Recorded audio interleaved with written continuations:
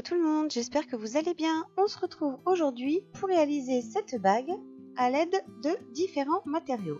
Donc pour ceci, vous aurez besoin d'un cutter, d'une lame, d'un pinceau, de la poudre or. Vous aurez besoin d'un moule à cabochon, ici de forme carré bombé. Donc voilà, vous avez différentes tailles pour pouvoir les insérer dans des supports de bague. Donc je vous expliquerai après pour la taille et le support de bague. Il vous faudra donc aussi un pochoir, là ici c'est un pochoir de chez Graines Créatives, c'est le pochoir Russie. Donc voilà le motif que je vais utiliser sur ma pâte noire. Donc pour commencer je vais prendre un petit carré de pâte noire que je viens étaler au cran 2. Et puis on va venir utiliser le pochoir. Donc je vous ai déjà expliqué plusieurs fois comment utiliser ce pochoir, vous voyez il y a un sens pour l'utiliser. Et on va venir le déposer donc sur notre pâte noire. Donc on le dépose délicatement, il suffit un tout petit peu de passer le doigt dessus. Et on va venir utiliser notre poudre or. Donc pour la poudre or, vous allez prendre un pinceau. Et puis on va venir passer la poudre comme ceci sur le pochoir.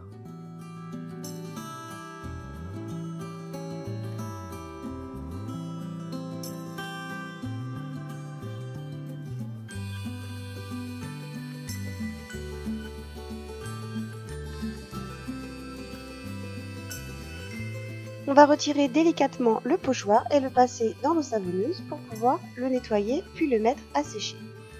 À présent, il va falloir choisir dans le moule quelle forme de cabochon correspondra donc à votre support de bague.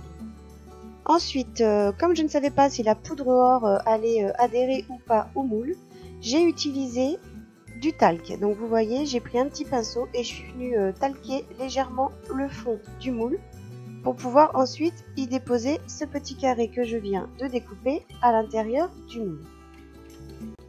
Alors petite astuce également, avant de mettre votre morceau de pâte à l'intérieur du moule, vous pouvez aussi mettre un petit peu de spray de laque à cheveux, laisser sécher si vous avez peur de déformer. Moi je ne l'ai pas fait dans ce tutoriel et vous verrez qu'au final ça a quand même bien fonctionné.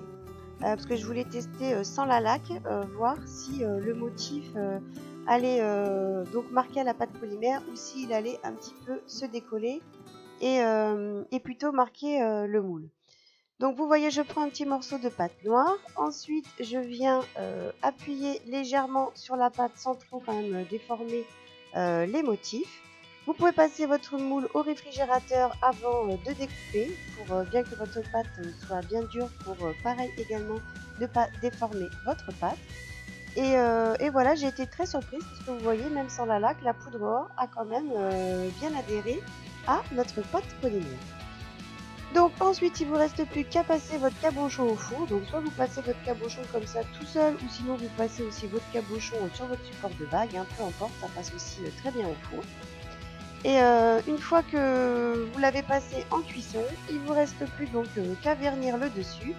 Ici j'ai utilisé du vernis de chez Fimo, une petite laque de chez Fimo. Et ensuite à coller donc votre cabochon sur votre support de bague. Alors autre information également, j'ai testé les moules à cabochon ovale qui sont beaucoup plus grands et beaucoup plus larges.